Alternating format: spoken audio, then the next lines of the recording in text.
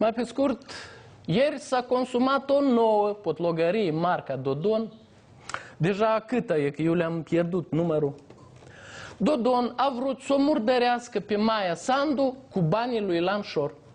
L-a trimis pe un recidivist, pe unul cu numele lui Galoi, ca și cum să sponsorizeze partidul condus de Maia Sandu.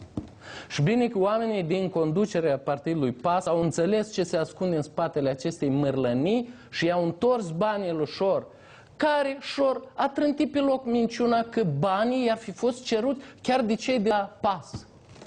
Vă imaginați așa ceva? Adică Maia Sandu să ceară bani de la cel care a participat la furtul miliardului.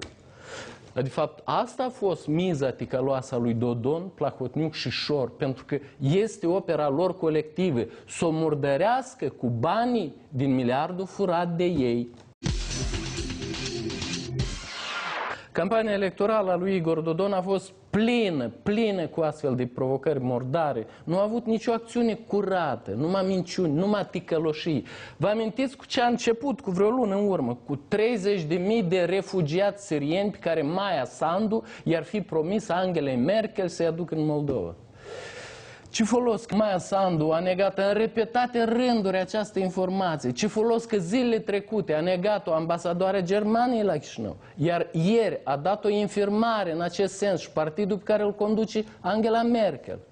Ce folos că studenții sirieni pe care i-au folosit Dodon cu Plahotniuc i-au demascat pe ăștia doi?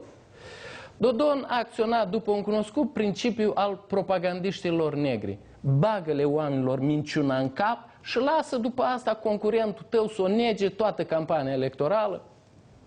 Și așa, banda lui Dodon, asistată de televiziunea lui Plahotniuc, au tirajat o minciună după alta, obligând echipa Maiei Sandu să se ocupe doar cu negarea acestor minciuni. Mulți studenți originari din Siria, care învață la Chișinău, îndeamnă cetățenii să voteze candidatul PAS la scrutinul din 13 noiembrie.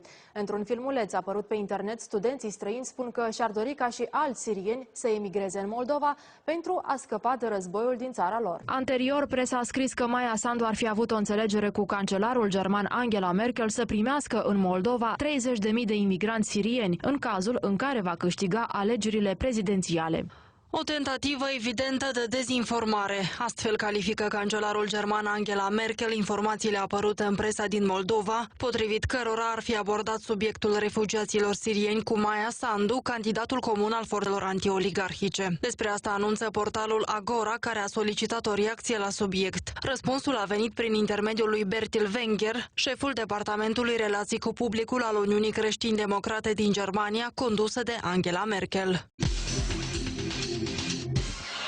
Da chestia cu scoaterea icoanelor din școli, da căsătoriile între homosexuali, da spurcatul Marchel, da transformarea vizitei oficiale a unei delegații din 12 persoane în Qatar într-o plimbare a Maiei Sandu cu Vlad Filat.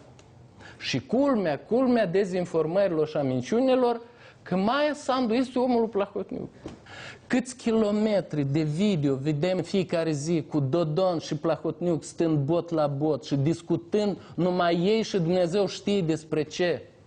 Dar câte mii de kilometri de imagini nu le vedem pentru că ei s-au întâlnit și se întâlnesc mai mult pe ascuns, în secret. Dar ați văzut măcar o imagine de leac a Maiei Sandu cu Plahotniuc? Nu există. Oameni buni, moldoveni, cei care vreți să-l votați pe Dodon, hai că până acum deputații ne-au ales un Timofti după chipul și asemănarea lor. Dar noi de ce am mai cerut să alegem președintele? Ca să votăm și noi pentru un Timofti? Ba nu, unul chiar mai rău, pentru că dacă Timofti a fost un ticălos tăcut și pasiv, Dodon o să fie un ticălos vorbăreț și activ. Și ați văzut cum a procedat el cu Maia Sandu în această campanie electorală. Așa va proceda cu noi în viitorii 4 ani. Mai pe scurt, numai o societate foarte bolnavă poate să-și facă rău cu mâna ei.